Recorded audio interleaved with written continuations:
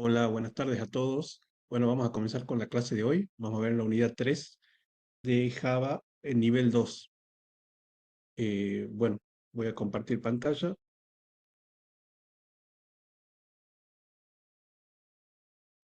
Bueno, el curso de este curso, digamos, bueno, vamos a entrar a lo que es Java nivel 2.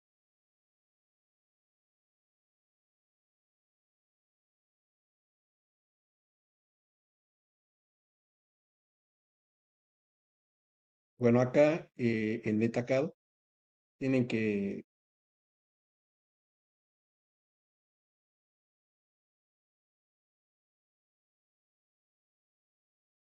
vamos a ver la unidad 3. Bueno, la unidad 3, digamos, seguimos con, vamos a ver los tipos de datos, eh, los tipos de datos que son objetos. Nosotros ya vimos la unidad 1 y la unidad 2 y hoy vamos a ver la unidad 3 que es básicamente objetos y datos complejos. Bueno, recordarles que el curso está en inglés y bueno, tienen la opción para traducirlo acá y leer, digamos, los conceptos, ¿no? En español. Nosotros vamos a ver una presentación hoy y comenzamos con los tipos de datos simples. Bueno, Java maneja tipos de datos simples, que son los primitivos, como por ejemplo number, digamos que representan números tanto enteros como decimales. Bueno, acá tienen un ejemplo de lo que es un tipo de dato, este, una declaración, digamos, una asignación, una declaración y una asignación de un tipo de dato number, es decir, yo estoy declarando la variable edad y le estoy asignando el número 30. String, estoy declarando la variable nombre y le estoy asignando, digamos, un texto. Recuerden que el string, digamos, se señala con comillas. Boolean, bueno, estoy declarando una variable es instructor y asignándole un valor true, que es un valor lógico. Indefinido representa una variable, digamos, que no tiene ningún tipo de inicialización. Yo acá estoy declarando valor, pero no le estoy asignando acá un valor. Es una variable, digamos, en la memoria, que tiene un nombre que se llama valor, pero no tiene nada dentro. Por eso es indefinido. Null, bueno, es para situaciones en las cuales nosotros necesitamos, bueno, acá le falta la T, declarar, digamos, una variable de tipo null. Symbol se utiliza para crear identificadores únicos. Bueno, acá estoy creando un ID y un identificador único que es un símbolo. Y el begin que se utiliza para expresar o hacer declaraciones de variables que tienen un número excesivamente grande, como por ejemplo acá estoy declarando una variable número grande, le estoy colocando, digamos, un número extremadamente grande. Es decir, en Java tienen el int, que es para valores comunes, y el begin, que es para enteros grandes, ¿no? El concepto de autoboxing es un proceso automático en Java donde un valor primitivo es envuelto temporalmente en un objeto para que pueda acceder a métodos y propiedades. Bueno, tengan en cuenta que nosotros en Java tenemos dos tipos de datos, ¿no? Los primitivos, que vendrían a ser los tipos de datos simples, y los objetos o complejos. Bueno, dentro de los complejos están los objetos, los arrays, y la ventaja que tienen estos complejos, digamos, es que estos tienen métodos ya creados. Por ejemplo, el método sumar, el método restar, bueno, tienen muchísimos métodos, digamos, estos objetos. Entonces, el autoboxing es cuando nosotros queremos utilizar estos métodos que están, digamos, ya creados en los tipos de datos objeto, pero con datos primitivos. Entonces, hacemos una promoción. Por ejemplo, si yo quiero promocionar un string, lo convierto en object string y de esa manera puedo utilizar los métodos del objeto string. Si tengo un primitivo number con object number, lo convierto en un objeto number y puedo utilizar los métodos del objeto number. Si tengo un boolean con object boolean, lo convierto y puedo trabajar los métodos que tiene object boolean. lo mismo que hago con el begin y el símbolo. Bueno, acá tenemos un ejemplo en donde tenemos un string, digamos un tipo de dato, una cadena, que es un tipo de dato simple, un valor primitivo, y yo, digamos, quiero utilizar uppercase, digamos que es un método de un objeto string. Entonces lo convierto, creo el objeto string y lo convierto, digamos, a objeto y puedo utilizar ese método. Bueno, acá ustedes pueden copiar esto, copiar hasta acá, copiar, y bueno, acá tienen, recuerden, el compilador. Vamos a trabajar acá con el JS, Fiddle. Pegan acá y bueno, acá lo ejecutan, ¿sí? Bueno, ejecuta obviamente dos Olomar, porque el primero, digamos, simplemente convierte, digamos, en mayúscula el valor primitivo, es decir, texto. Y el segundo, crea un objeto de tipo string, digamos, el primero es esto, que trabaja con solamente la variable primitiva texto. Y el segundo, creo un objeto de tipo string y trabajo, digamos, ya con un objeto, ¿sí? Constructores de números. Los constructores de números son objetos que permiten trabajar con valores numéricos y ofrecen métodos y propiedades útiles para manejar números. El principal constructor para el número de JavaScript es el objeto number. Bueno, si lo uso como función, cuando se usa number como función, convierte un valor a un número. Es decir, si yo utilizo, por ejemplo, esto es un texto, porque está entre comillas. 1, 2, 3 es un texto porque está entre comillas. Si yo utilizo number, digamos, el texto lo convierte a número. Lo mismo pasa con este float, lo convierte a número, y bueno, si yo estoy convirtiendo ABC, me da como resultado none, que no es un valor válido. Y la otra alternativa es, digamos, uso de un constructor, es decir, crear un objeto de tipo number y luego utilizar, digamos, un método. Bueno, en este caso estoy utilizando el método, el typeof, para que me diga de qué tipo es number. O sea, acuérdense que yo acá, ¿qué estoy haciendo? Estoy creando un objeto, estoy instanciando, digamos, creando un objeto número y de tipo number con 1, 2, 3. Entonces acá le digo que imprima número eh, y acá le estoy pidiendo que me diga de qué tipo es número. Y como número está apuntando a un objeto, me va a decir que es de tipo object.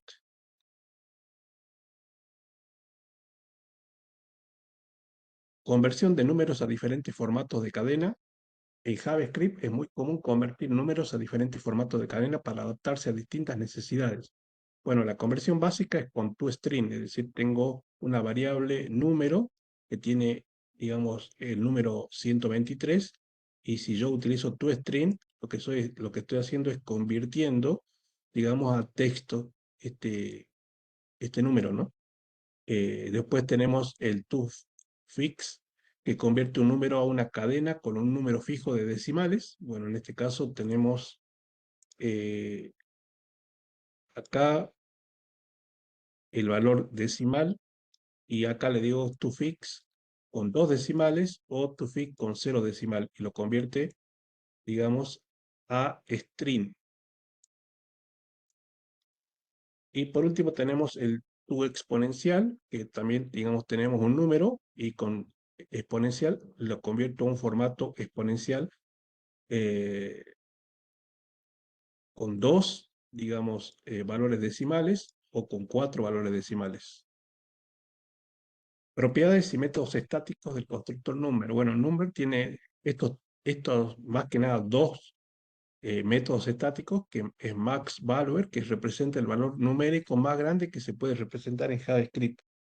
¿En qué caso se lo utilizaría? Bueno, por ejemplo, si ustedes quieren verificar si el número ingresado por el usuario está dentro de un rango válido. Bueno, tienen el maxValue y el minValue. Los constructores de tipo string, Bueno, así como existen constructores de tipo number, también existen constructores de tipo string. Es una herramienta para trabajar con cadena de texto, puede ser utilizado como función para convertir valores en cadena o como constructor para crear objetos de tipo string. Uso de constructor de tipo string, bueno, entonces acá tenemos un valor numérico y este vendría a ser utilizando este constructor, que lo que estoy haciendo acá es creando en texto, estoy creando bueno, estoy instanciando con un constructor de tipo string y lo estoy convirtiendo en cadena.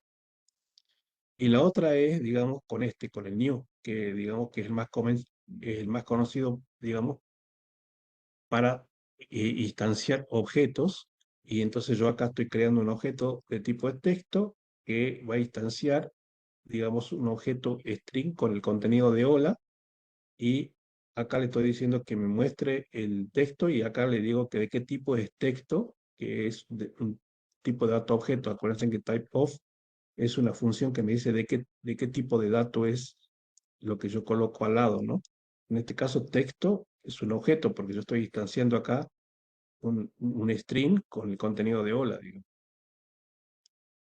Bueno, los strings también se pueden tratar como cadenas, es decir, el string es una cadena de caracteres, porque, digamos, si ustedes tienen, por ejemplo, acá hola, se puede tomar esto como si fuese una cadena de caracteres, es decir, esta tiene la posición 0, la posición 1, la posición 2, la posición 3, es decir, es como si fuese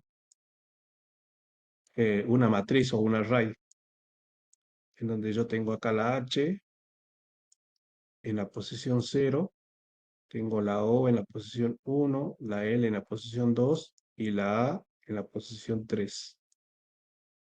¿Sí?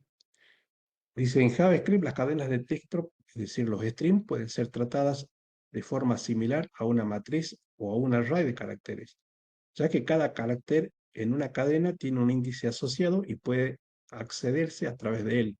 Sin embargo, las cadenas son inmutables, lo que significa que sus valores no pueden cambiarse directamente, aunque puedes manipularlas para crear nuevas cadenas. Bueno, acá nos dice varias cosas importantes, ¿no? Que una cadena se puede tratar como un array, pero que la cadena es inmutable, es decir, no se puede eh, ni eliminar ni agregar valores. Bueno, el primer método que se puede utilizar digamos, utilizando los corchetes, porque si yo tengo acá una variable que se llame una variable que es hola, digamos texto, esto vendría a ser una cajita que se llama texto,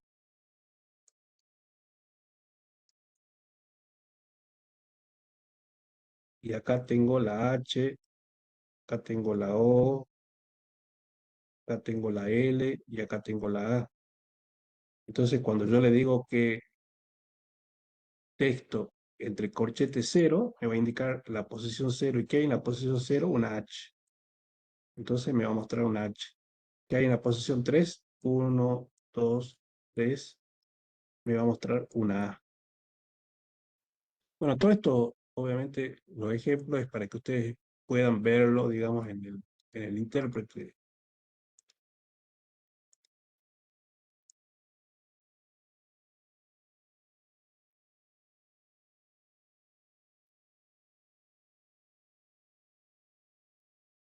La otra forma, digamos, de trabajar con string como array es utilizando un método que es chat_add, que devuelve el carácter en la posición indicada. Es decir, yo puedo, digamos, recorrer un string como array con los corchetes o con este método. Por ejemplo, el mismo ejemplo, yo tengo hola en texto y acá le digo que imprima texto.chat y entre paréntesis le pongo la posición, lo mismo, la H y acá le pongo la posición 3 y me demuestra la A. Este vendría a ser el segundo ejemplo. Parece difícil esta unidad, pero no es difícil. Sí, lo que sí tiene muchos conceptos, digamos.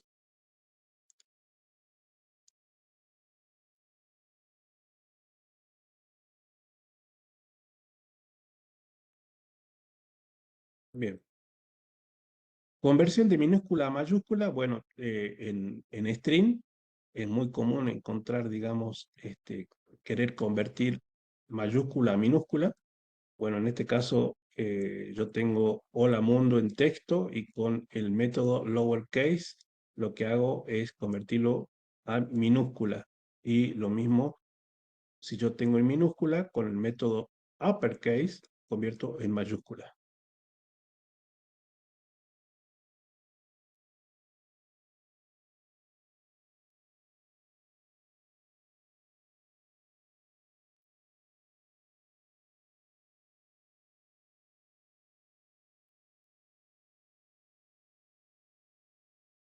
Bueno, división de cadenas. Puedes dividir una cadena en partes utilizando split. Bueno, recuerden que una cadena es inmutable, pero yo puedo dividir, digamos, una cadena en partes. Digamos, una cadena la puedo partir y guardar, digamos, el resultado en otra variable. Bueno, en este caso nos dice, puedes dividir una cadena en partes utilizando el método split. Este método convierte una cadena en un array de subcadenas separándolas según el delimitador específico. Bueno, en este caso, el split se utiliza con dos parámetros, el separador y el límite. El separador especifica el carácter por el cual vamos a separar y el límite, el número máximo de divisiones que se realizará. Por ejemplo, yo tengo acá en la variable texto, tengo el string o la cadena, hola, ¿cómo estás? Y yo acá en parte voy a guardar la división, que le estoy diciendo que lo divida por los espacios. Sí, acuérdense que el split tiene, digamos, un separador y un límite. Entonces yo acá le estoy diciendo que lo separe, lo divida por espacios y que lo guarde en partes. Entonces, en partes voy a guardar hola, por un lado, hay un espacio acá, como, y hay otro espacio acá, estás. ¿Sí? Entonces yo lo que hice es dividir una cadena en partes a través de un espacio, a través de un carácter espacio. Búsqueda de subcadenas. En JavaScript puede buscar subcadenas dentro de una cadena utilizando diversos métodos. Cada una tiene características y aplicaciones específicas. Aquí te dejo los métodos más comunes para búsqueda de subcadenas. Bueno, includes, bueno, yo tengo acá una cadena y yo puedo utilizar, digamos, otra subcadena como y decirle eh, que busque la cadena como en la cadena hola, ¿cómo estás? Entonces acá me va a devolver true. En cambio, en el segundo le estoy diciendo que busque a Dios en la cadena hola, ¿cómo estás? Y me va a devolver falso.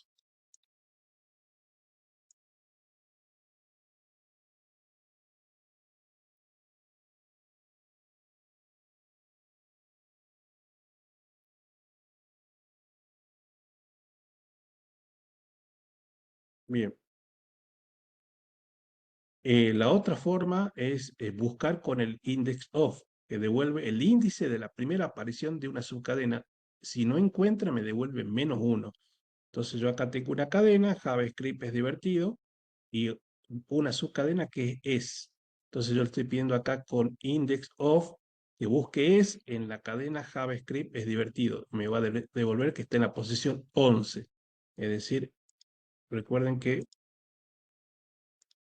esto, bueno, este vendría a ser la posición 0, 1, 2, 3, 4, 5, 6, 7, 8, 9, 10, 11. Esta es la posición 11. Y eso es lo que me devuelve. Pero si yo busco, por ejemplo, a ver, no existe, eh, digamos, no, esa palabra no existe acá en esta cadena. Por lo tanto, me va a devolver un -1.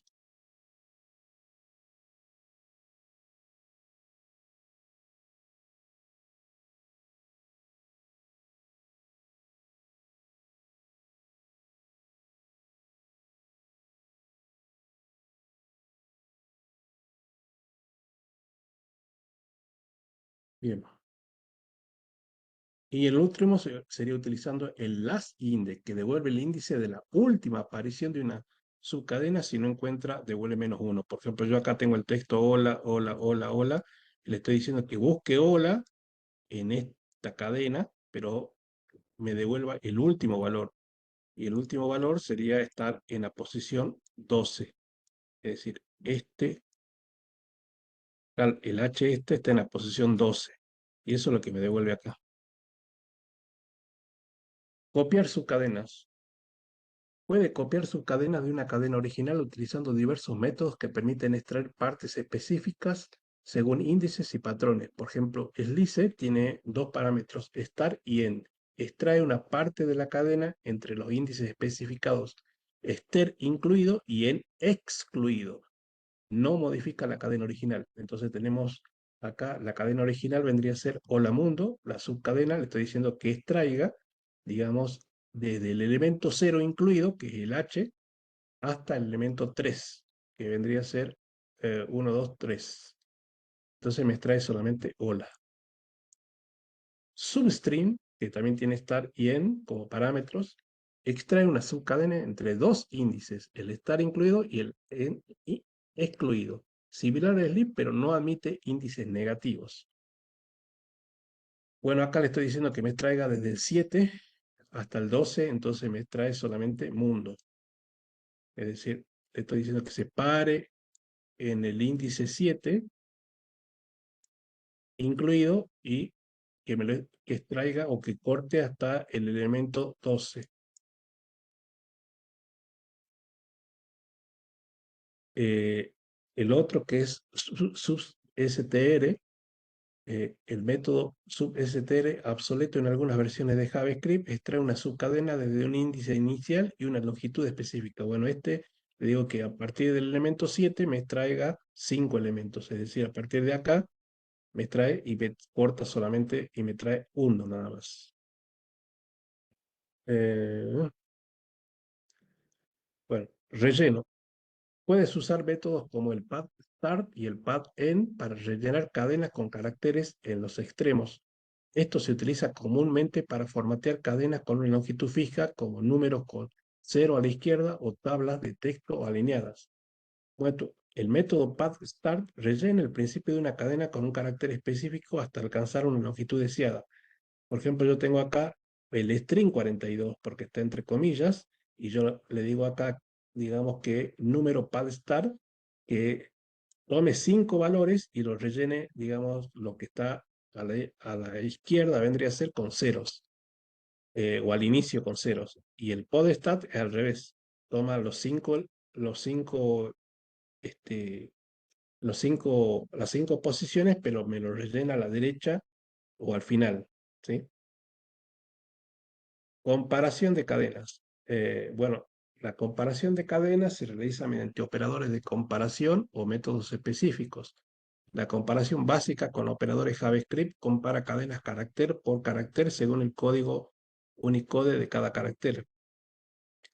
Los operadores de comparación, igualdad estricta o distinto, comparan igualdad o desigualdad estricta.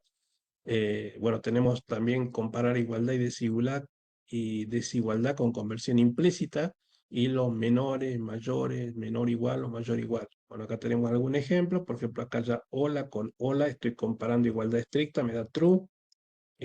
Hola, le estoy diciendo si es distinto al hola, me da true, porque bueno, acuérdense en que acá tengo la hola con mayúscula, acá la H o la hola con minúscula, entonces no estoy comparando si es que es estricto, sino que estoy comparando, te estoy preguntando si es una desigualdad estricta. Y bueno, acá tenemos dos caracteres también. Esto me va a dar true y esto me va a dar false. Bueno, con fechas, en JavaScript trabajar con fechas se realiza utilizando el objeto incorporado date, que proporciona herramientas para manejar y manipular fechas. Por ejemplo, yo acá tengo una variable, un objeto ahora que estoy instanciando de tipo date y le estoy diciendo que me imprima, que me muestre el objeto. Obviamente esto me va a decir el objeto, no me va a decir, digamos, la hora o la fecha. Teóricamente esto me tiene que decir un objeto, porque ahora es un objeto, ¿sí? copiar.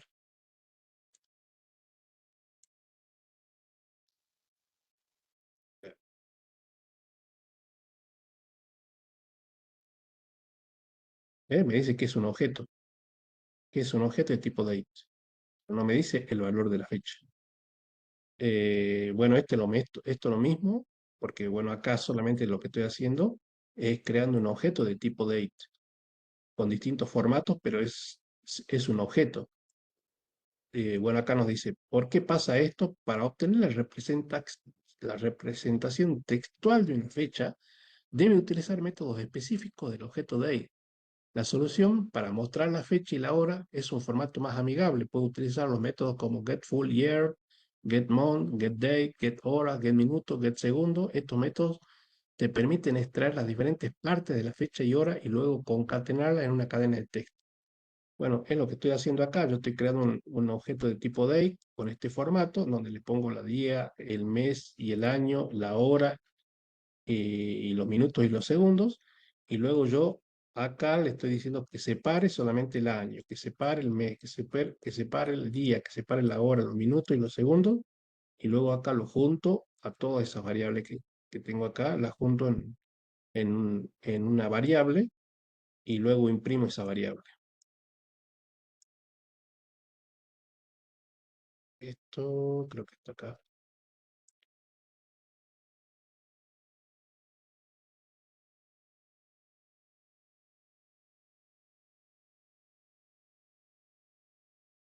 Y acá está, ¿ves? Ahora sí me muestra la fecha y la hora, digamos. Bueno, tipos de datos compuestos. Bueno, los tipos de datos compuestos son los objetos y los arrays. Los tipos de datos compuestos son estructuras que pueden contener múltiples valores o datos de diferentes tipos. Los más comunes son objetos y array, pero también existen otros como map, set y objetos especiales como date. Bueno, acá, digamos, es donde ustedes tienen que identificar cuándo es un valor primitivo y cuándo es un valor de tipo complejo, digamos, y dentro de los complejos están los objetos, los arrays, los map y los set. El objeto es una colección de pares clave-valor. Cada clave es una cadena que apunta a un valor que puede ser de cualquier tipo. Bueno, acá estoy creando el objeto y bueno, tenemos la clave y el valor. Clave y valor, clave y valor. Bueno, y acá lo que le estoy diciendo es que me imprima la clave 1, es decir, el valor de la posición de la clave 1 y el valor de la posición de la clave 2. Los arrays es una colección ordenada de elementos, cada elemento tiene un índice asociado.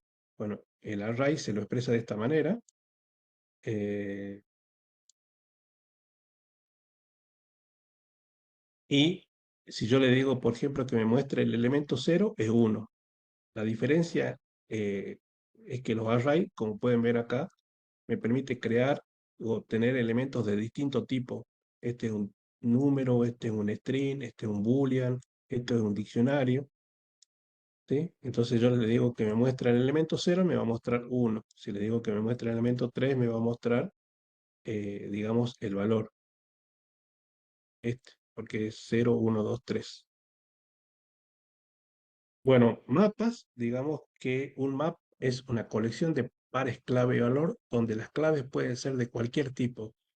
Características principales de claves únicas, las claves pueden ser de cualquier tipo, objetos, funciones, números, cadenas. El orden, los pares clave-valor mantienen un orden de inserción, un tamaño, pueden obtener fácilmente el número de elementos con la propiedad size. Iteración es fácil iterar sobre las claves valor o ambos. Bueno, acá tengo yo como creo un mapa, es decir, acá tengo un objeto de tipo mapa que le estoy distanciando un objeto de tipo mapa. Acuérdense que lo que está guardando mapa es una referencia a la posición de memoria donde se encuentra el objeto mapa, ¿no? Eh, bueno, acá nos muestra algunas operaciones principales como el set key, que agrega un par de clave valor al map. Si la clave ya existe, actualiza su valor. Bueno, acá yo declaro el mapa, creo los elementos del mapa, y bueno, acá fíjense en que esto me va a devolver un objeto de tipo un objeto, porque yo acá estoy imprimiendo. ¿Qué estoy imprimiendo? Estoy imprimiendo la variable de tipo objeto. no lo que contiene. Esta es una variable de tipo objeto. No me va a devolver lo que contiene. Para que me devuelva lo que contiene, yo tengo que iterarlo. Y lo puedo iterar con un for, en donde declaro un índice de tipo mapa y que comience a iterar, digamos, cada uno de los elementos del mapa. Si vamos acá, esto me tendría que devolver un objeto.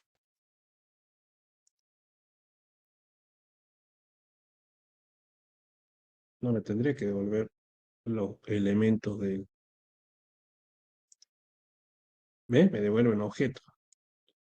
Yo para que poder iterar, tengo que eliminar acá esto y decirle que itere el mapa con el for.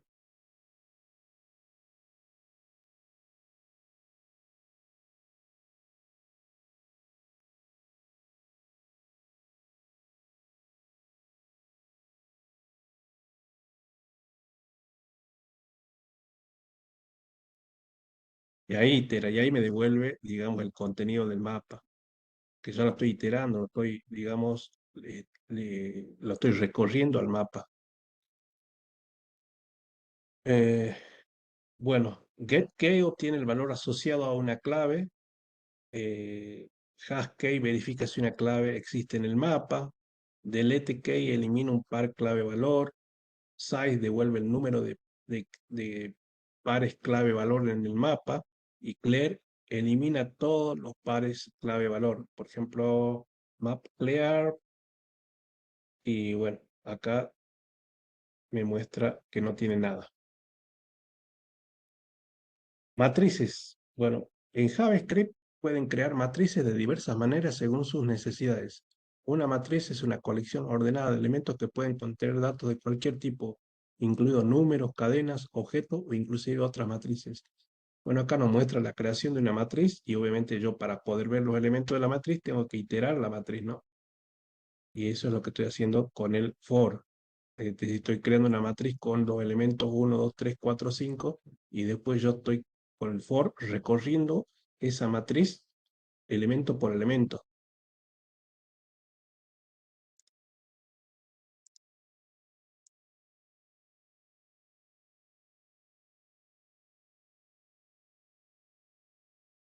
¿Ves? Acá lo estoy iterando. Bueno, eh, también puedo, digamos, utilizar un constructor para crear un objeto de tipo matriz y iterarlo. Eh, puedo crear una matriz vacía y luego agregar elementos a la matriz. También puedo tener dos matrices y fusionarlas. Entonces me va a quedar una matriz llamada fusión que va a tener los elementos de la matriz 1 y los elementos de la matriz 2. Entonces si yo tengo acá 1, 2, 3, 4, 5, 6, entonces el resultado de fusión va a ser la unión de esos dos matrices. También se puede hacer lo mismo con un operador nuevo que se llama propagación, que está compuesto por tres puntitos. Tres puntitos. Entonces tengo la matriz 1 con 1, 2 y 3, la matriz 2 con 4, 5 y 6, y en fusión yo propago la matriz 1 a la matriz 2. Entonces estos tres puntitos es el simbolito de propagación y el resultado es el contenido de las dos matrices. Bueno, también puedo agregar elementos a la matriz con push. Por ejemplo, yo tengo una matriz 1, 2, 3 y agrego 4, 5, entonces eh, el resultado termina siendo 1, 2, 3, 4, 5. ¿Sí? Acá esto lo podemos copiar, pueden copiar para verlo.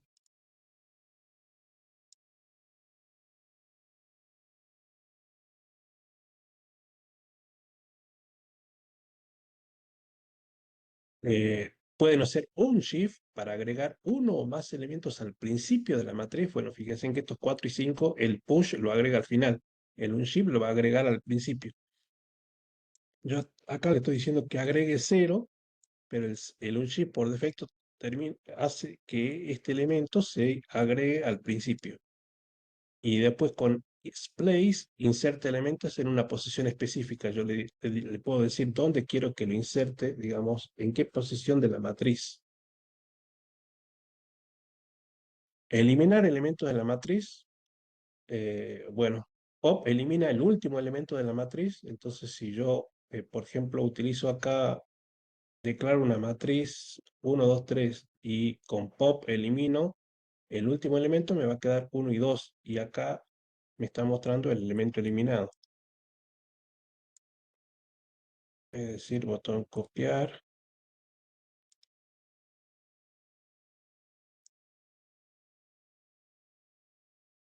pegar. Bueno, el shift elimina el primer elemento de la matriz. El split, bueno, le digo en qué posición quiero que lo elimine, digamos, a los elementos de la matriz. Y pasamos a conjunto, que todas estas son estructuras de datos, ¿sí? Casi algunas son similares, tienen métodos propios y bueno, es necesario conocerlas. Eh, En JavaScript, el objeto set es un constructor que permite crear conjuntos de valores únicos. Es ideal para trabajar con datos sin duplicados y ofrece métodos y propiedades útiles para manejar los elementos de un conjunto. Bueno, para crear un conjunto, puedo crear un objeto e instanciar un conjunto. Y bueno, acá no, obviamente que el conjunto, solamente acá me va a decir que es el conjunto es un objeto nada más, porque no, ese conjunto todavía no le hemos agregado ningún dato, nada, ningún elemento. Bueno, acá sí le estamos agregando elementos, digamos, al conjunto set, y con for lo estamos recorriendo, ¿sí? Porque son estructuras de datos, tanto el array, el map, el conjunto se recorren con for, digamos, donde yo declaro un índice y de tipo objeto, y acá lo comienzo a recorrer. Fíjense acá, vamos a copiar esto, copiar,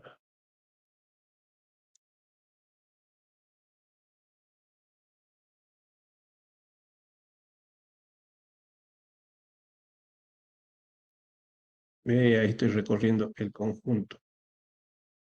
Eh, bueno, acá en el tercer caso, un set puede contener valores de cualquier tipo, es decir, puedo agregarle un número, un texto, una clave valor, un valor booleano y recorrerlo.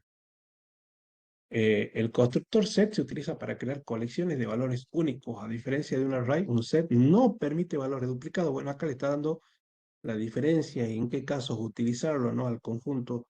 El array permite valores duplicados, el conjunto no permite valores duplicados.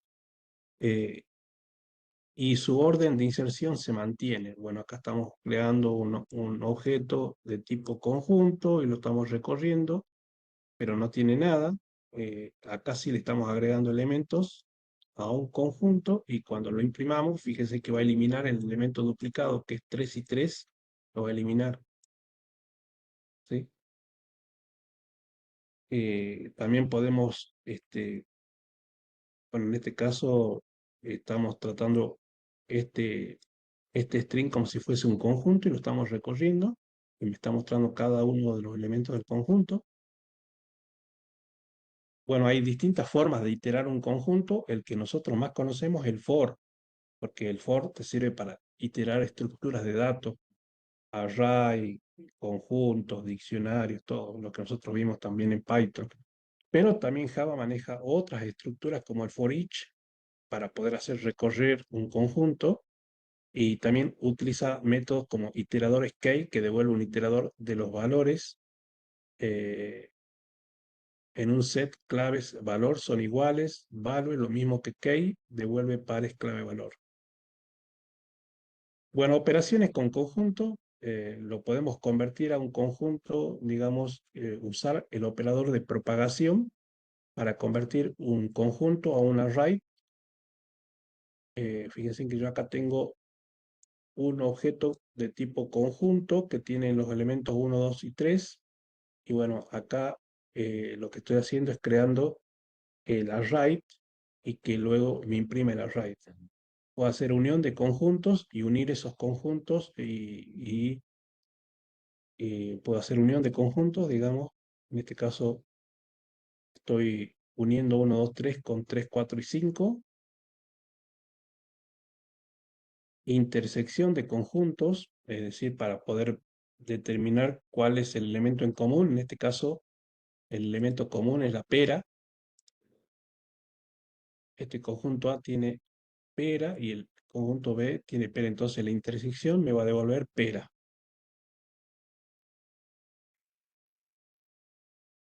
Bueno, los objetos, eso ya lo volvimos a ver, no sé. Bueno, y la última parte tiene la parte de JSON y algunos métodos matemáticos y expresiones regulares. En JavaScript, el JSON, que es un objeto de notación de JavaScript, es un formato de texto ligero utilizado para representar datos estructurados. Es ampliamente usado para almacenar y transmitir datos entre un cliente y un servidor.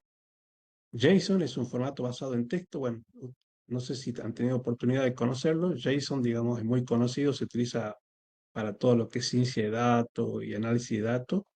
Eh, este formato, digamos, de archivo se utiliza mucho para intercambiar en Java en topologías cliente-servidor, digamos, ¿no? Bueno, acá nos habla un poco de lo que es la diferencia entre el JSON y el objeto. En JavaScript, aunque tienen una sintaxis similar, JSON y los objetos de JavaScript no son lo mismo. JSON es un formato de texto y y el objeto de JavaScript es una estructura de datos en memoria que el navegador interpreta. Eh, bueno, acá vemos algunas conversiones. Por ejemplo, yo quiero convertir JSON a un objeto de JavaScript. Para transformar un JSON en un objeto de JavaScript, utilice JSON pairs. Bueno, acá tengo un, un objeto y acá lo estoy transformando, digamos, no, lo estoy transformando, acá tengo, digamos, un archivo de tipo, este es el formato JSON del archivo, y acá lo estoy transformando en objeto, y lo estoy guardando en objeto de, ¿sí? Entonces cuando hago objeto nombre, me dice el nombre, y objeto edad me dice la edad. O sea, esto lo que está haciendo es convirtiendo un archivo o una estructura en formato JSON a un objeto. Eh, Al revés, para convertir un objeto de JavaScript en un formato JSON, bueno, tengo el objeto en JavaScript y utilizo esta función que es el string Giphy, que va a convertir, digamos, el objeto a un formato JSON. Bueno, el objeto map proporciona varios métodos para redondear números. Estos métodos permiten redondear números hacia arriba, hacia abajo o al entero más cercano. Aquí tienes algunos métodos principales. Bueno, acá tenemos, por ejemplo, el matround, que redondea un número entero más cercano, es decir, para arriba. En este caso está redondeando para arriba. Redondea al más cercano, es decir, como esto está, digamos, superando el 5 está, digamos, en término medio, se toma el mayor. Y el 4, como es menor que el 5, se toma el menor. Y este, bueno, me lo reduce también a -4. El 6 redondea el número hacia arriba al siguiente entero. Y el floor redondea un número hacia abajo al entero anterior.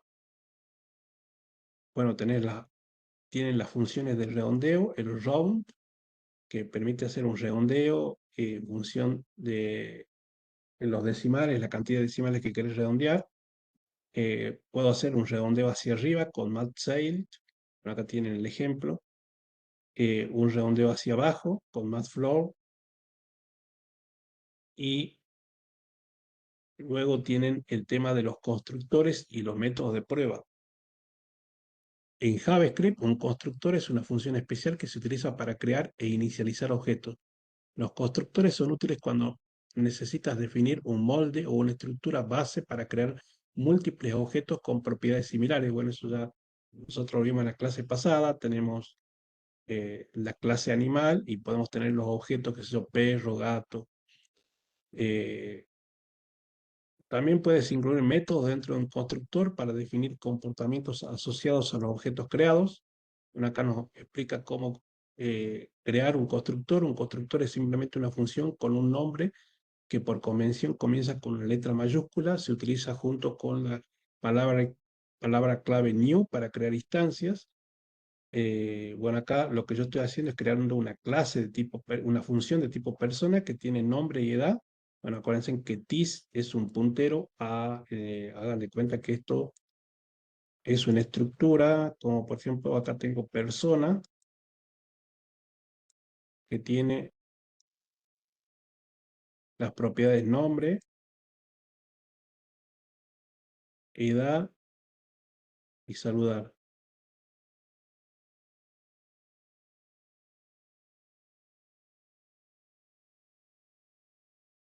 Y bueno, nosotros ya vimos en la clase pasada que this hace referencia a una propiedad del objeto en el cual está parado, digamos, ¿no? This nombre hace referencia a este nombre, this edad hace referencia a esto, this saludar hace referencia a esta propiedad. Bueno, acá tengo, estoy creando el objeto persona, claro, el objeto persona 1, que es de tipo persona, y la persona 2. Y bueno, acá estoy imprimiendo, digamos, el valor de esas, de esas propiedades. El método exec, el método exec en JavaScript pertenece al objeto regex y se utiliza para ejecutar una búsqueda en una cadena basada en una expresión regular. Es más poderoso que métodos como test, que devuelven información detallada sobre una coincidencia encontrada. Regex es la expresión regular de un objeto regex, la cadena de texto donde se buscará. Eh, bueno, acá tienen, me muestra que el retorno de exec, si encuentra una coincidencia, vuelve un array, con el valor coincidente en la posición 0. Las capturas de grupo en las posiciones siguientes.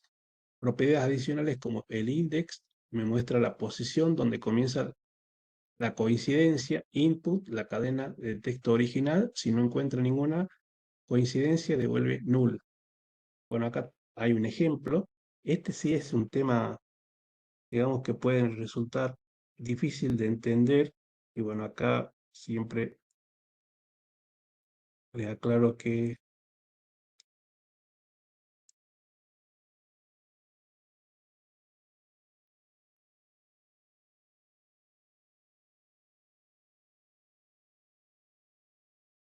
el método ex, a ver si me muestra acá.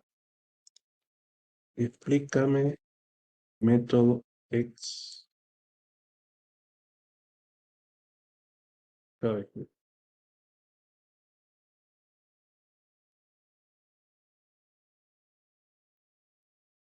por acá me muestra la sintaxis.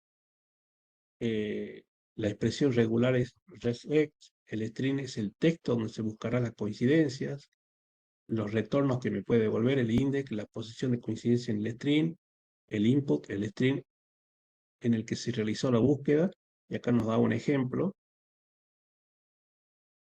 eh, que yo quiero buscar hola en hola mundo, ¿ya?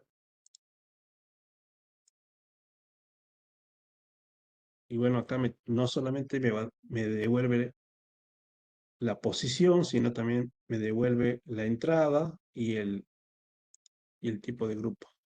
Bueno, acá está. Esto,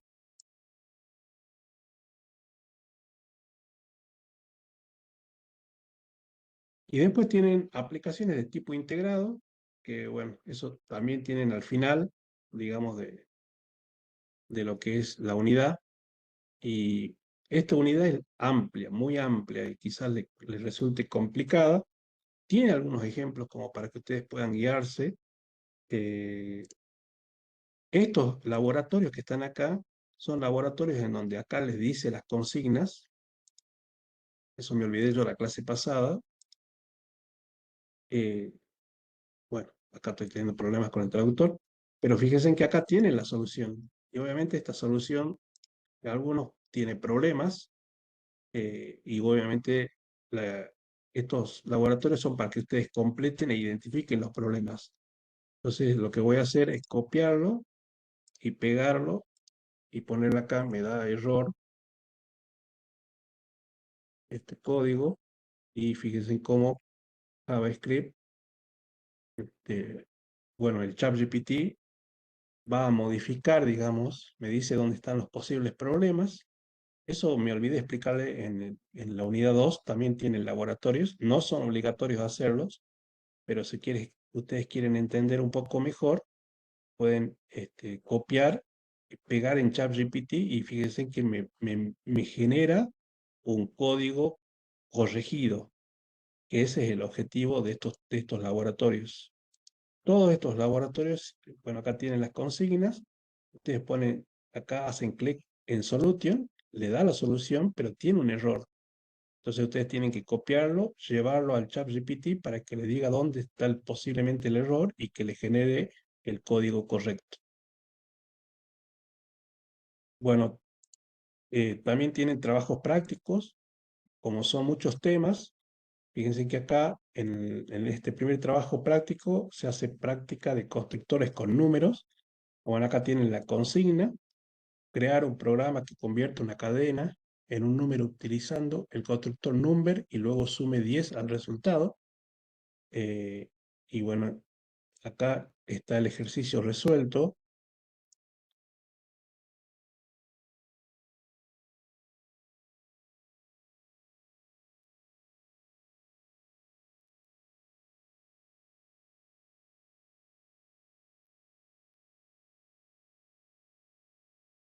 Y acá faltó algo acá.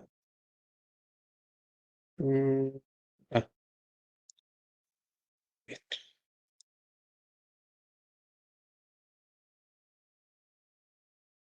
Bueno, y la idea es que ustedes, digamos, no solamente practiquen, digamos, ¿no? Sino que también interpreten qué es lo que está haciendo acá una cadena, acá está creando un objeto de tipo number, y acá lo que estoy sumándole al número el 10 y mostrando el resultado.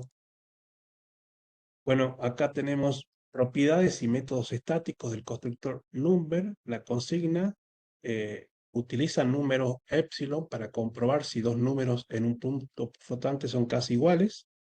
Bueno, acá también copian esto al compilador. Acá tienen un ejercicio para practicar cadenas, cadenas como matriz, es decir, todos los ejercicios que están acá tienen que ver con los puntos que nosotros repasamos en la teoría. Tienen también, digamos, acá lo que es división de cadenas, un ejercicio donde dice código es lo que ustedes copian al intérprete. Tienen un ejercicio para reemplazar cadenas,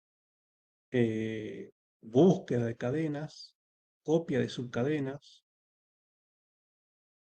relleno de cadenas y recorte de cadenas, comparación de cadenas, y con eso ya termina el trabajo práctico. En el trabajo práctico 2 tienen creación de matrices, crear una matriz llamada números que contenga los números del 1 al 5. Bueno, acá fíjense que esta es una forma de crear una matriz y eh, la fusión de matrices, tienen la matriz 1, la matriz 2 y generan una tercera matriz, agregar elementos a una matriz, eliminar elementos de una matriz, recorrer una matriz, eh, bueno, ordenación de una matriz, conjunto, constructores de conjunto, recorriendo conjuntos, mapas, cómo se declaran los mapas, recorriendo elementos de un mapa, objeto, ordenación de una matriz, reducción de una matriz, operadores de propagación de matrices. Bueno, tienen varios ejercicios para repasar, para pasarlo, digamos, y comprenderlo. Y la parte 3 es la última parte, que es toda la parte de JSON, digamos, el formato JSON, que es para transferir datos entre topologías cliente y servidor, y cómo paso de un formato JSON a objeto, y de un objeto a JSON. Eh, bueno, la parte de expresión regular, de cómo buscar una expresión en una cadena de texto, el método exe. y los tipos integrados. Bueno, no creo que tengan problemas, digamos, en estos trabajos prácticos, traten de hacerlo. Todo esto está en recuerdo que todo el material, obviamente ahora en el WhatsApp se los voy a pasar, y todo esto está en JavaScript 1, porque le vuelvo a repetir, JavaScript 2, él no me permite editarlo, ¿sí? Entonces lo subí en JavaScript 1, acá donde dice recursos, y acá debe estar la unidad 3. La unidad 3 de JavaScript nivel 2, ¿ve? Está en un formato comprimido, y ustedes lo tienen que, digamos, descargar de acá, de JavaScript 1 a la presentación y a los 3 trabajos prácticos. Bueno, ya nos faltaría solamente una unidad con JavaScript, nos faltaría JavaScript, la unidad 4, y ya con eso finalizamos JavaScript, y después ya eso estaríamos finalizando la semana que viene, que vendría a ser fines de enero, y en febrero vamos a dar Python 2, que vendría a ser 4 clases de Python 2, y con eso ya terminamos. Y paralelamente también estamos trabajando con el módulo de Machine Learning, ¿sí? Que el módulo de Machine Learning, creo que nos habíamos quedado con ustedes en sí, Python está, comparado con Java, es mucho más flexible, mucho más fácil Python. Eh, pero bueno, el curso comprende todo lo que es Java. eh, Nos quedamos con ustedes en la parte, la unidad clase 4, creo que era.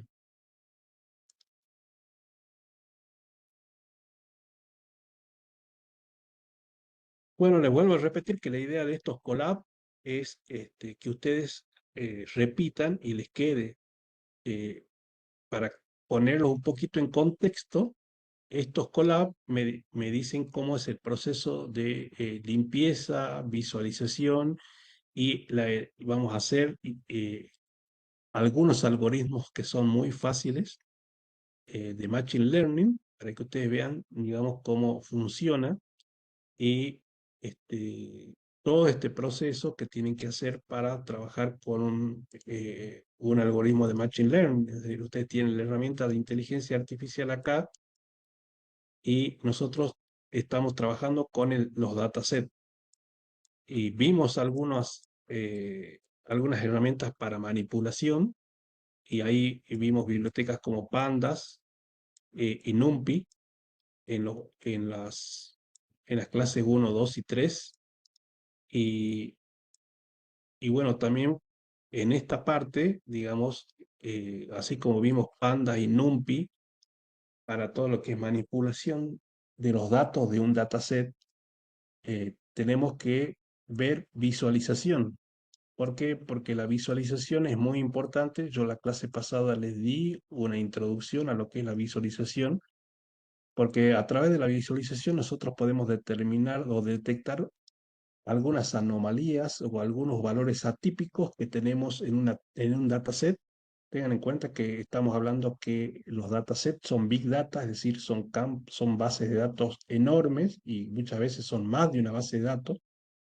Entonces, tenemos que contar con herramientas que son automatizadas, que nos permiten limpiar, eliminar valores duplicados, eliminar este, valores inconsistentes. Por ejemplo, si yo tengo una tabla que dice número, verificar que el tipo de dato de esa tabla de número es número, ¿sí? Porque puede ser que la herramienta lo esté interpretando como objeto. Entonces tenemos que verificar que si lo que dice número es una columna que realmente tiene valores numéricos. Si dice, por ejemplo, nombre, es una columna que realmente tiene valores string. Tenemos que hacer esa verificación, porque a la herramienta de inteligencia artificial le tiene que llegar el dataset completamente limpio. ¿Para qué? Para que obviamente utilice sus algoritmos para realizar buscar patrones y realizar predicciones. Y obviamente esas predicciones van a ser más certeras cuanto mejor o más limpia esté el dataset que ingresa a la herramienta de inteligencia artificial. Por eso es necesario todo este proceso que nosotros estamos viendo con Python de manipular los datos, de verificar la integridad, de verificar que no haya valores duplicados, no haya valores redundantes, que todas las columnas estén bien armadas, que representen el tipo de datos que dice ser.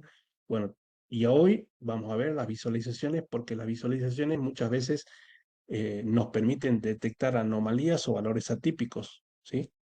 Entonces, acá vamos a utilizar herramientas, bibliotecas como Matplotlib, Seaborn y Plotly, que es una subbiblioteca, digamos, de Matplotlib, digamos, es una subbiblioteca de Matplotlib. Bueno, acá le explica, le vuelvo a explicar que ustedes tienen que, botón derecho, tienen que armar su propio collab para poder ejecutar los comandos de Python. Y ese collab, al principio, digamos, le tenemos que dar un nombre, que le vamos a poner acá, por ejemplo, solamente le vamos a poner acá repaso, y lo vamos a conectar. ¿Por qué? Porque estamos conectando con este, el collab de Google, ¿no es cierto? Y acá vamos a comenzar con texto. Bueno, explicarle que cada fila del collab puede ser texto o código, y bueno, la idea es que ustedes hagan exactamente lo mismo que yo tengo acá. Acá yo tengo visualización de datos. La visualización de datos es un aspecto imperativo de la ciencia de datos. Ayuda a entender los datos y también a explicar los datos a otra persona. Entonces, botón derecho, copiar. Acá nos vamos en repaso. Hacemos doble clic acá y pegamos. Bueno, ¿por qué es necesario tener estos collabs? Porque quizá ahora, digamos, hay cosas que entiendan y cosas que no, pero vamos a hacer más o menos 9 o 10 collabs en donde está todo el proceso de limpieza, visualización y algoritmo de Machine Learning. Y eso les va a servir a ustedes para tenerlo, digamos, como documentación para que en un futuro, si tienen que elaborar algún proyecto, vean cómo se realiza el proceso de limpieza y bueno, puedan trabajar con su proyecto en forma personalizada, vean cómo se realiza o qué comandos o qué bibliotecas se utilizan en la visualización, qué hago con la visualización y lo adapten a su proyecto. Y también no vamos a ver todos los algoritmos porque son muchísimos, pero por lo menos dos o tres vamos a ver: regresión lineal, regresión logística y árbol de decisión seguro, porque esos son algoritmos en donde yo no necesito mucho conocimiento matemático, y entiendo que muchos de ustedes, digamos, algunos, digamos, tienen conocimientos avanzados y otros no. Entonces, vamos a tratar de hacerlo lo más simple posible. Esto está en todo lo que nosotros vamos a ver, está ya documentado en el documentation de Python, lo pueden buscar, pero bueno, capaz que eh, la diferencia de tenerlo acá, los collab, es que yo no tengo que ponerme a buscar todo lo que es el documentation de Python, que le puedo asegurar que le va a llevar años,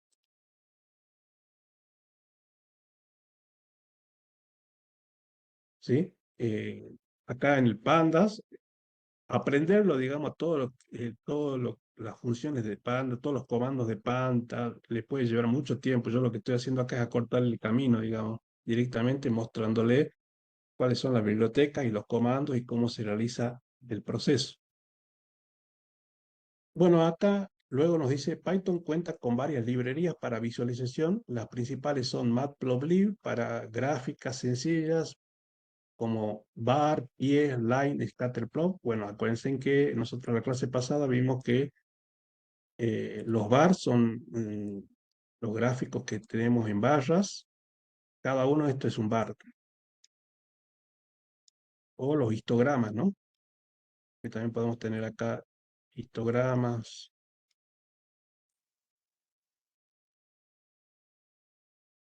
El Seaborn, digamos, es para visualización de estadísticas, para crear mapas de calor o de alguna manera resumiendo los datos, y aún desea mostrar la distribución de los datos. El Plotly, para visualización interactiva, permite crear gráficos altamente interactivos y estéticamente atractivos. Es ideal cuando necesitas visualizar grandes volúmenes de datos o presentar visualizaciones en entornos web. Tenemos, bueno, acá ya tenemos una línea de comando en donde importamos Panda y bueno, acá le colocamos como si fuese un alias, ¿sí? Es decir, en vez de que yo después más abajo haga referencia a pandas directamente con PD, estoy haciendo referencia a pandas; con CNC estoy haciendo referencia a Seaborn; con NP estoy haciendo referencia a NumPy; y con PLT estoy haciendo referencia a la subbiblioteca pplot de Matplotlib. Eh, bueno, luego, bueno, fíjense que en verde está comentado, digamos, cada una de esas líneas. Ustedes lo que pueden hacer es, como esto ya está armado, eh, copiarlo y mandarlo al ChatGPT, que quizás necesitan una explicación más amplia. eh,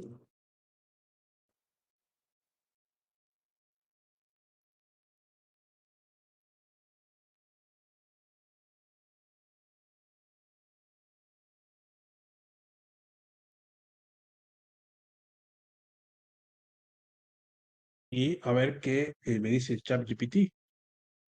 Bueno, fíjense que el ChatGPT es mucho más extenso, ¿no? Porque quizás hay cosas que yo no las comenté, pero el ChatGPT sí las comenta y les dice para qué es. Y obviamente acá lo que estamos haciendo, esta línea asegura que los gráficos generados por Matplotlib se muestren directamente en el cuaderno de Jupyter. Y bueno, este comando lo que hace es importar un model warning y configura un entorno para ignorar advertencias. eh, lo hacen correr, digamos, para que importe. Acuérdense en que la ventaja de estos frameworks del Colab es que ya tienen Python integrado. eh,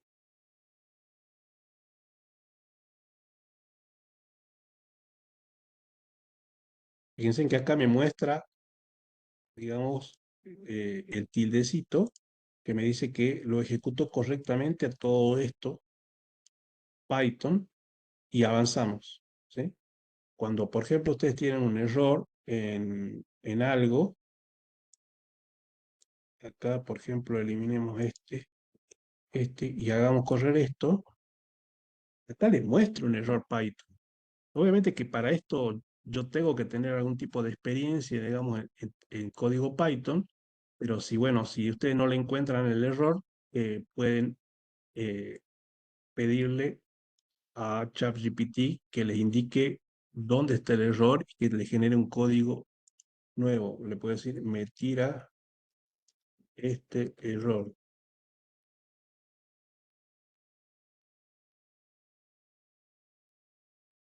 Y bueno, ChatGPT les explica por qué puede ser ese error y bueno, le genera el código correcto. Que bueno, ustedes lo que tienen que hacer es copiar y pegarlo y para avanzar, ¿no? Porque puede ser que este, bueno, acá le habíamos borrado la T y acá también le habíamos borrado la T.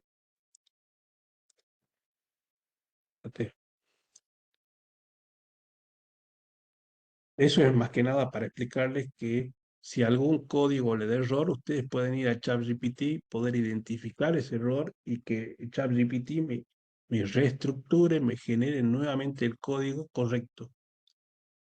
Bueno, seguimos acá. Bueno, esto es importante, la importancia de la visualización. Nosotros en ciencia de datos, digamos, eh, tendría que ser más que extenso el curso, porque acá lo que le va a explicar es el cuarteto de Anscombe. Este cuarteto es un cuarteto, digamos, que un investigador realizó eh, y son los tipos de gráficos, los 4 conjuntos de datos que tienen estadísticas o que se puede realizar estadísticas con un dataset. Es decir, el primer conjunto, este cuarteto, es importante que lo entiendan.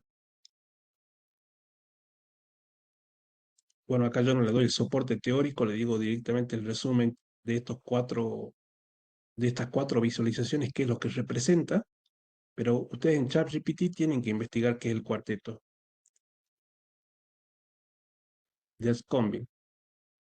Y fíjense que ahí les dice que el cuarteto de Anscombe es un conjunto de 4 grupos de datos que aparentemente son muy diferentes, pero comparten exactamente las mismas estadísticas descriptivas básicas.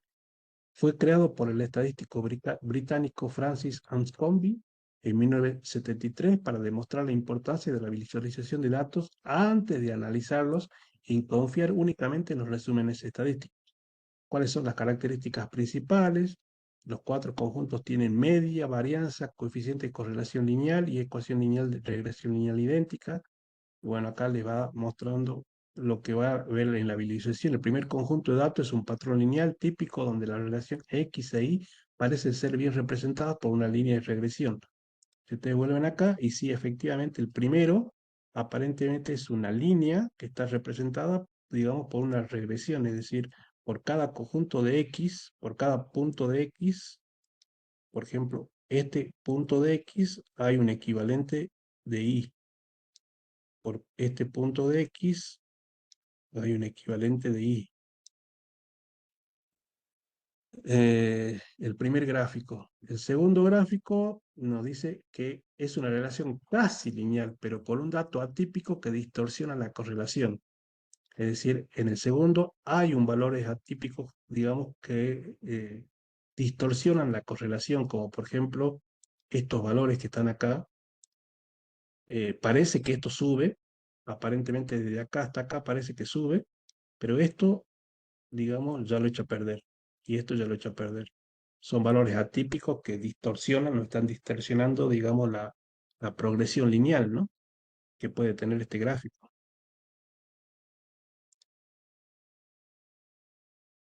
En el tercero, la relación cuadrática no lineal, donde la línea de regresión es un mal ajuste.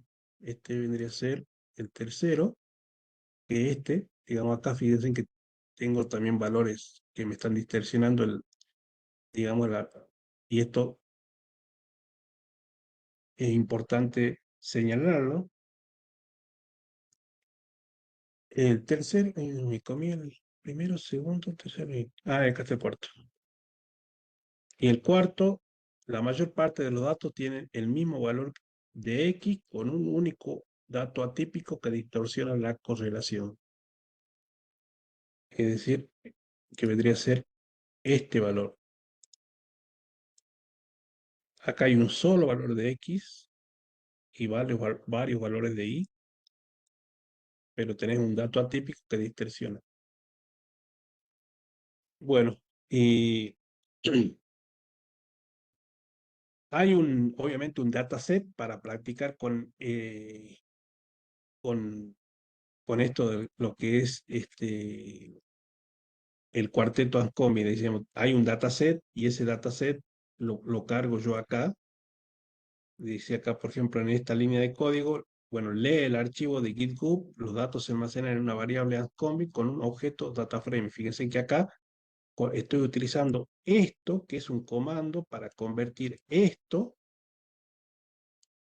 que es un dataset, que esto es una URL que va a un GitHub a retirar un dataset y lo convierte en un data frame llamado Anscombe.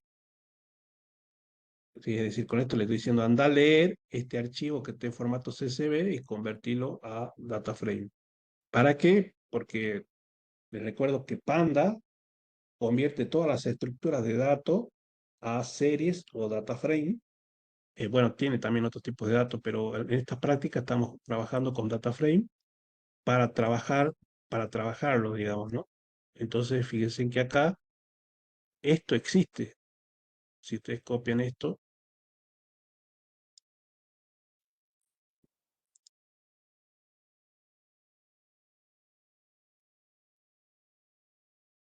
te da error 404, pero capaz que es por que no lo tengo al GitHub cargado, porque si ustedes lo ejecutan, fíjense que le trae, ¿ve? No le da error y lo convierte. Es decir, y acá yo le estoy diciendo que me lo muestre. De hecho, acá me lo está mostrando.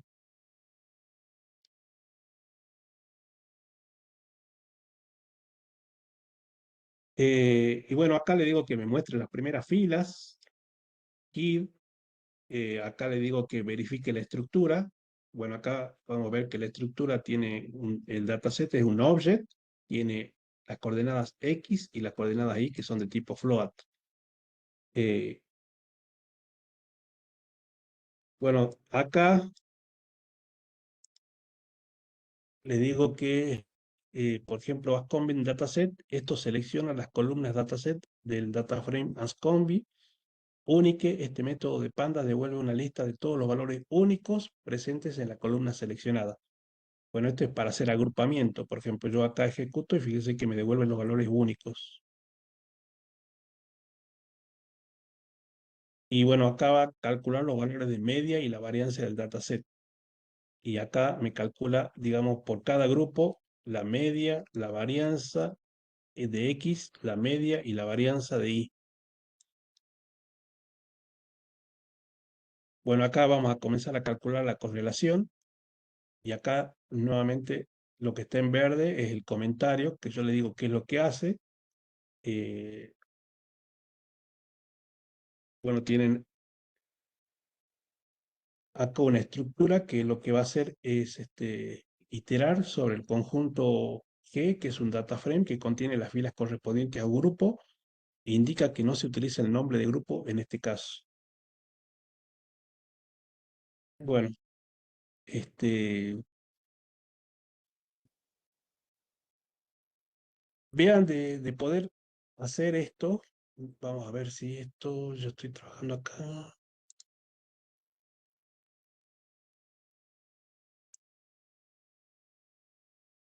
Bajo, decime.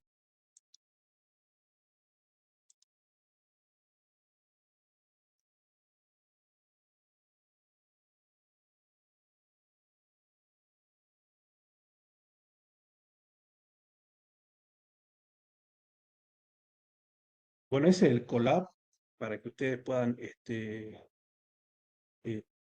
replicar, digamos, en su collab.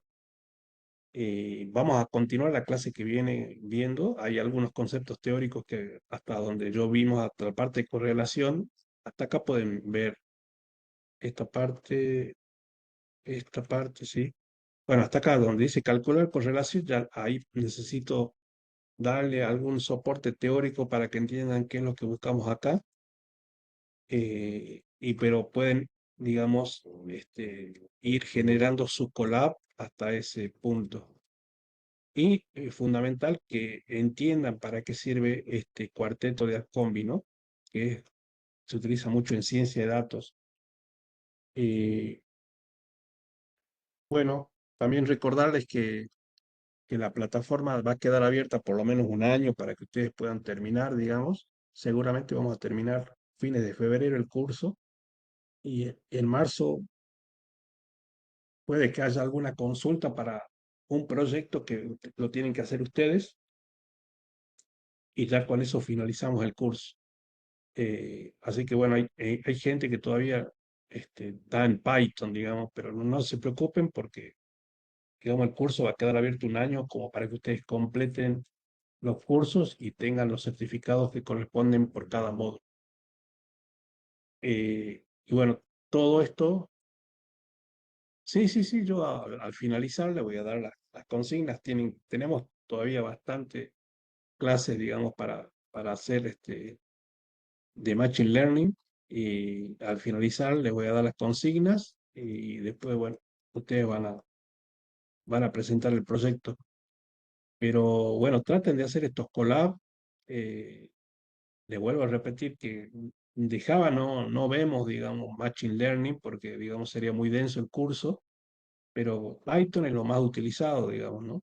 Python es lo más utilizado y en ciencia de datos y no, todo esto ya está armado. Y bueno, lo que les estoy dando es eh, un orden, digamos, para que ustedes tengan estos collabs y puedan desarrollar proyectos de Machine Learning.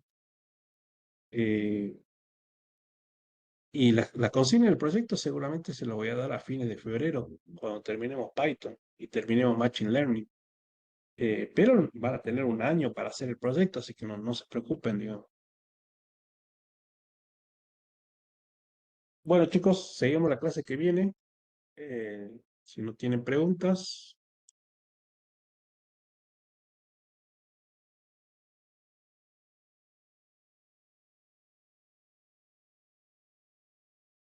Bueno, le envío el material al grupo. Buenas noches.